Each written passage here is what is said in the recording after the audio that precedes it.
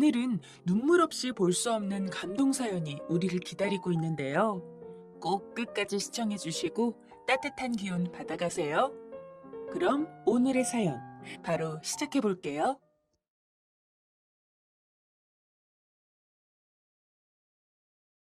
안녕하세요. 서울에서 평범하게 살고 있는 50대 주부입니다. 사실 지금이야 평범하게 살고 있다고 말할 수 있지만 얼마 전까지만 해도 녹록치 않다고 표현할 수 있을 정도의 고단한 인생을 겪고 있었죠. 힘들었던 시기의 이야기인 만큼 그렇게 밝지는 않지만 혹시 저와 비슷한 상황에 처해 있는 분들이 있다면 조금이나마 희망을 가질 수 있을 것 같다는 생각이 들어 부족한 글솜씨로나마 이렇게 제 사연을 적어 보냅니다. 어린 시절 저희 집은 산골짜기 깊숙이 자리 잡은 곳에 살았습니다. 잘 기억은 나지 않지만 판잣집 같은 곳에서 아버지와 어머니 그리고 아장아장 막 걷기 시작한 남동생까지 네 식구가 살았어요. 부모님이 산으로 약초를 캐러 가시면 어리디 어린 남동생과 뭐가 그리 재미가 있었던지 잘 놀았던 기억이 납니다. 주위에 아무도 살지 않다 보니 온 산은 저희의 놀이터였고 아무것도 모르고 뛰어놀기 바빴습니다. 그런데 어느 추운 겨울날 부모님이 어디로 데리고 가시는 겁니다. 그때까지만 해도 산속에서 생활했기 때문에 마냥 좋았던 것 같습니다.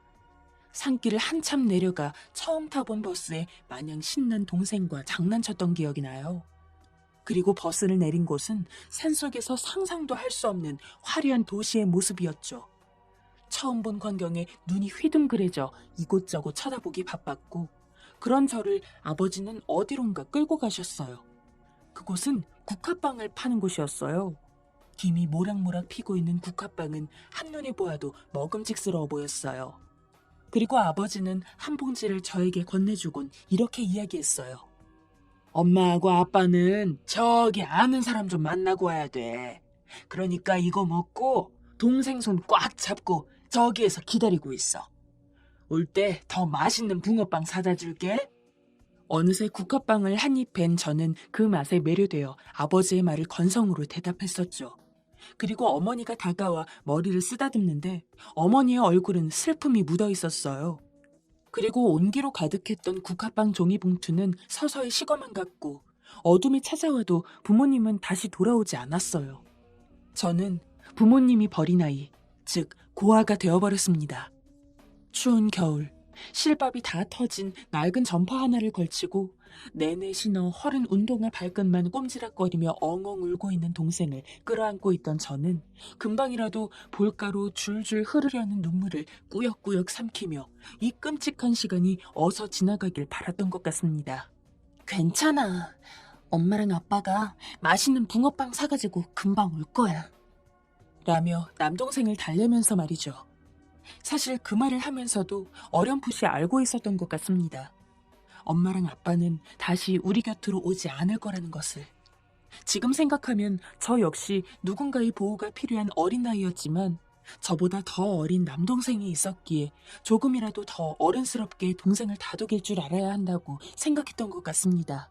그렇게 갈 곳 없이 평생을 그 추운 길거리에 서서 보낼 줄 알았지만 저와 남동생을 안쓰럽게 보신 어느 아저씨가 말을 걸어왔어요. 너희들 추운데 왜 여기 있는 거니? 엄마 아빠는 어디 있어? 라는 물음에 아무 말도 하지 못했어요. 너희 밥은 먹었니? 안 되겠다. 아저씨랑 같이 가자. 아저씨는 저희 손을 붙잡고 낡은 국밥집에 데려가 주셨어요. 흠집이 많이 난 스텐 그릇에 한가득 퍼진 하얀 쌀밥, 시래기가 듬뿍 들어간 된장 시래기국. 숟가락이 그릇과 연신 마찰하며 나는 쨍한 소음마저 행복했을 정도로 정신없이 국에 밥을 말아먹었던 것 같습니다. 한참을 허겁지겁 먹고 있을 때 아저씨가 또다시 물어봤어요. 너희 갈 데는 있는 거니? 부모님은 어디 있고? 너희가 말을 해야 이 아저씨가 도와줄 수 있단다. 엄마가 여기 잠깐 있으라고 했는데 안 와요. 그래? 그럼 언제부터 거기 있었던 거니? 자세히 좀 말해보렴. 잘 모르겠어요. 오래됐어요. 라고 대답을 하고 다시 허겁지겁 국밥을 먹었습니다. 국밥을 사준 아저씨의 얼굴은 잘 생각나지 않지만 어쩐지 저희를 안쓰럽게 보았던 듯해요. 하지만 당시에는 그런 것도 신경 쓸 겨를이 없었습니다. 꼼짝없이 배를 고르며 추위에 떨고 있었는데 포근한 김이 모락모락 나는 국밥이 놓아진 상황에서 어린애들이 얼마나 다채로운 생각을 할 수 있었겠어요. 한참 동안 아무 말 없이 밥알 하나 안 남길 기세로 허겁지겁 국밥을 먹고 난 뒤 저와 남동생이 부른 배를 두드리며 멀뚱멀뚱 가게를 둘러보고 있자니 저희에게 국밥을 사준 아저씨는 다시금 저희의 손을 잡고 어디론가 향했습니다. 그렇게 그 길로 저와 남동생은 고아원에 가게 되었죠. 고아원 생활은 조금 외로웠습니다. 고아원에 계셨던 원장님은 친절했지만 워낙 아이들이 많은 탓에 많은 사랑을 주시진 못했고 당시 고아원에 있었던 아이들은 이미 자기들끼리 친해져 있었던 상황인지라 낯을 조금 가리던 저는 쉽사리 아이들과 어울리지 못했습니다. 그리고 그건 제 남동생도 마찬가지였고요. 그래서 저희는 그 북적거리는 고아원에서 오롯이 저희 둘만이 존재한다고 생각하며 버텨왔습니다. 그러나 이별은 언제나 예상치 못한 순간에 찾아온다고 하죠. 고아원에 있을 때 평소 제 남동생을 자주 보러 오던 부부가 있었습니다.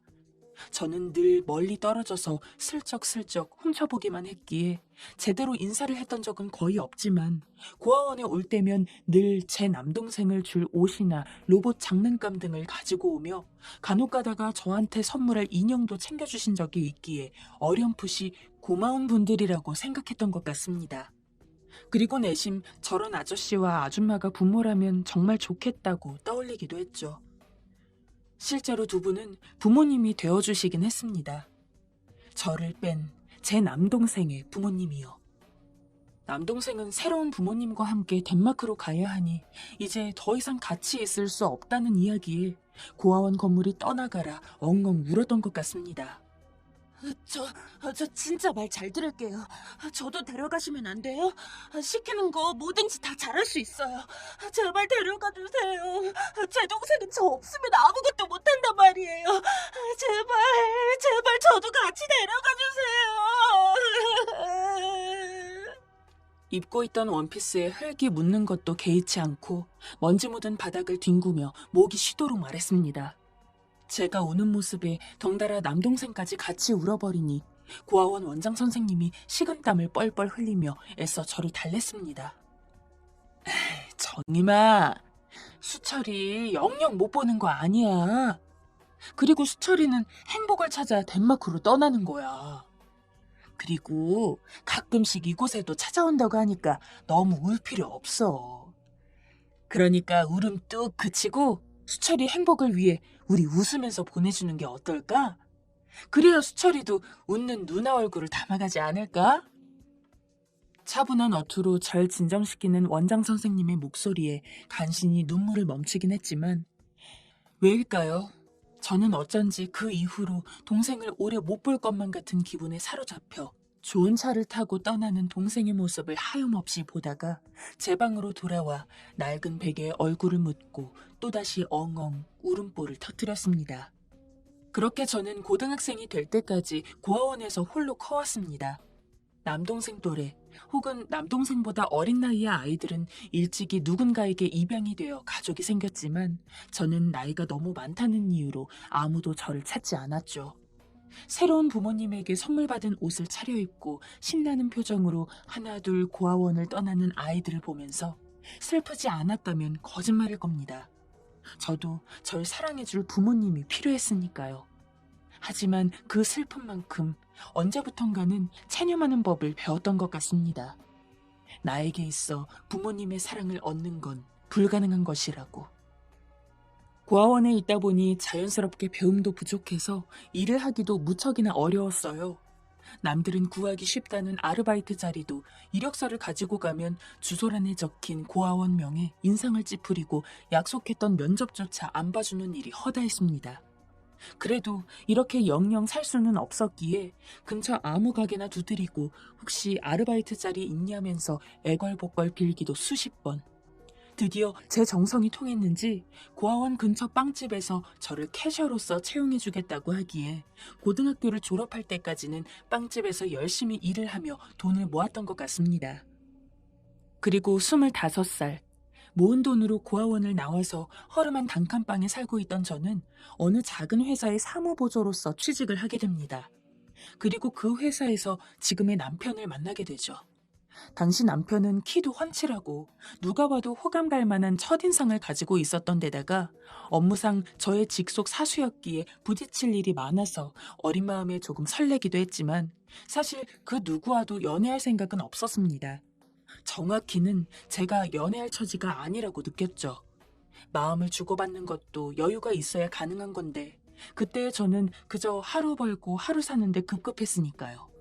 남편은 집이 아주 유복하지는 않았어도 부족함 없이 자라왔고 단 한 푼에도 전전긍긍하는 저와는 달라도 너무 달랐으니 언젠가부터는 단순한 직장 동료로서 점심을 함께 먹는 것조차도 부끄러웠습니다.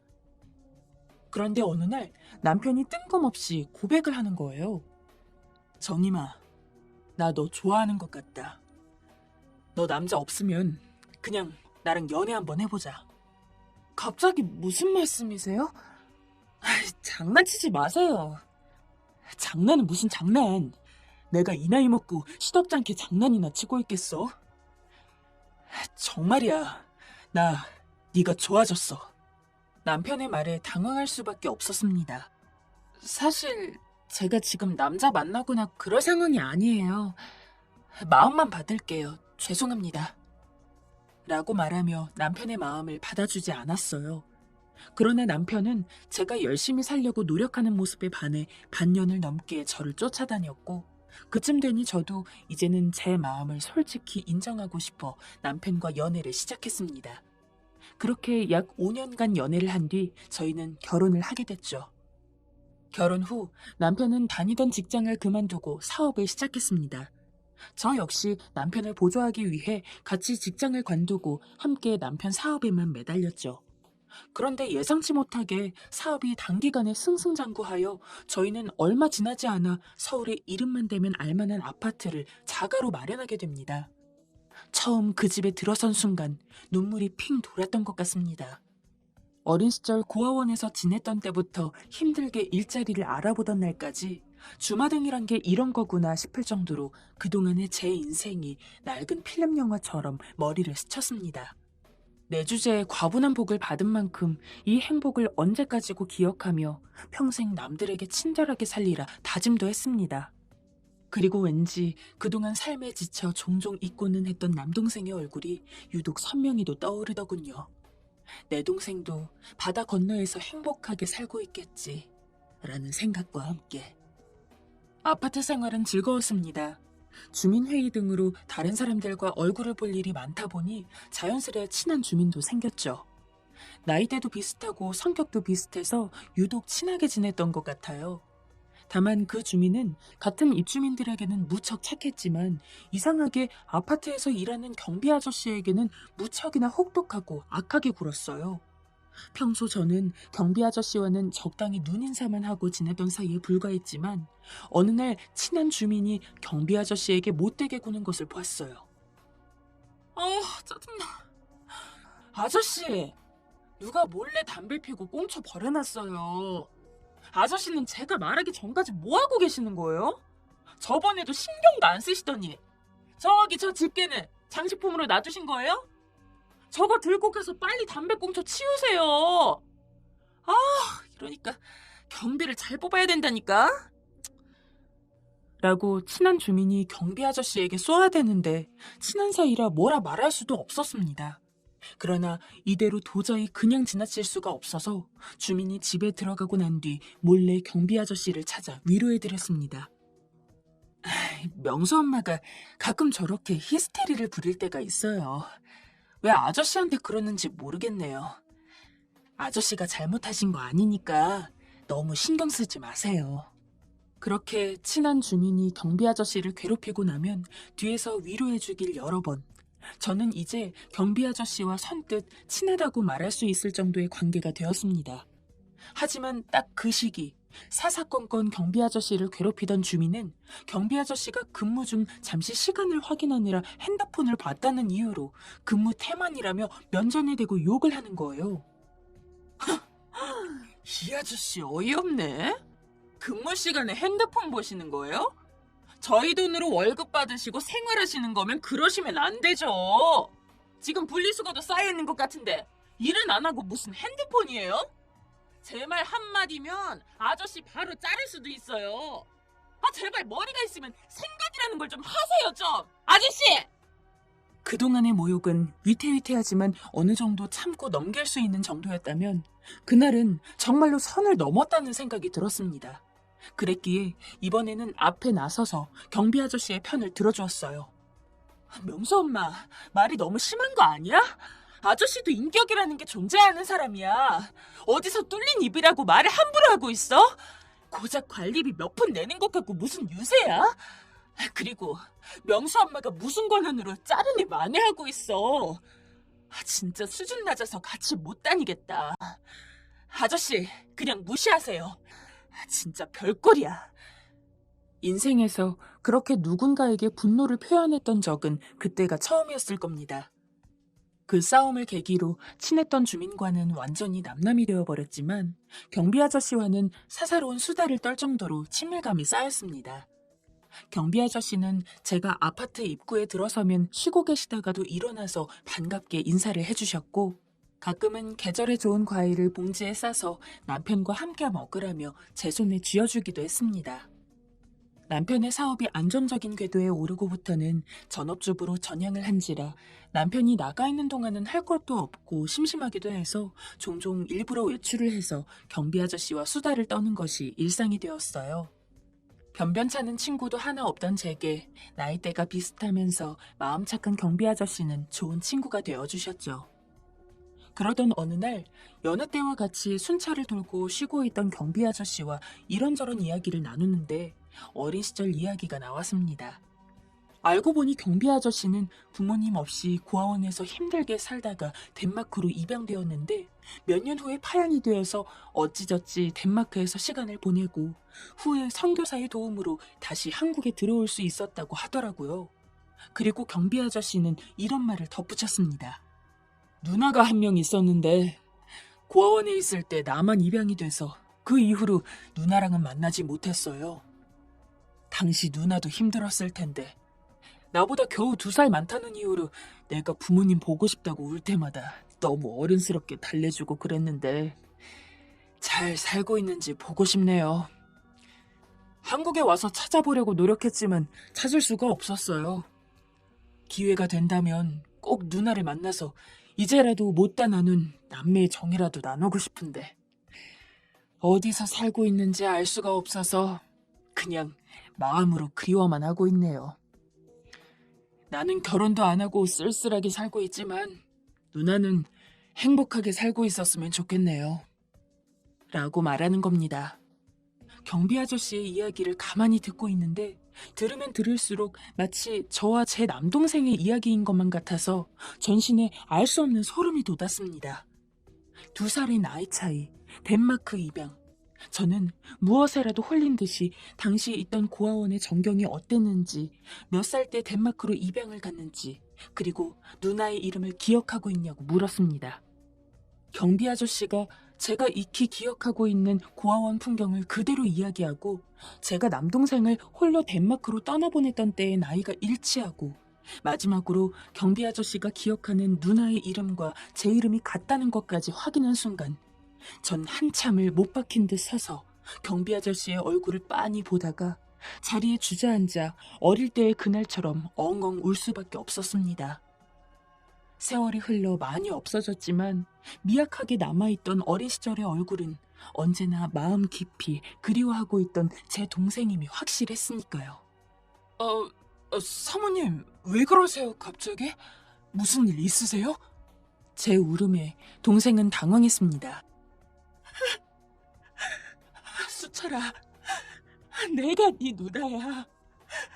누나 못 알아보겠니? 내가 정임이라고, 네 누나라고.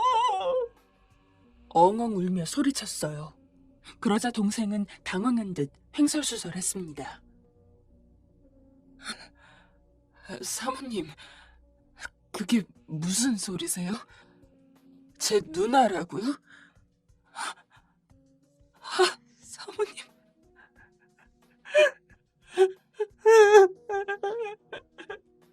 그리고 점점 현실을 받아들였는지 동생도 저를 꽉 안아주면서 울기 시작했어요. 누나, 진짜 내 누나 맞아? 정임이 누나 맞냐고? 정말이야? 누나. 대낮에 경비원과 늙은 아줌마가 서로 부둥켜 울고 있으니 지나가는 사람들이 이상하게 쳐다봤지만 저희는 아랑곳하지 않고 서로 얼굴을 어루만져 주었어요. 도대체 저와 동생은 전생에 무슨 인연이었길래 가슴 시리게 헤어지고 가슴 아프게 다시 만났을까요? 그리고 저희 남매는 멀리 두고 온 기억을 한 장씩 꺼내 서로의 추억을 이야기했어요.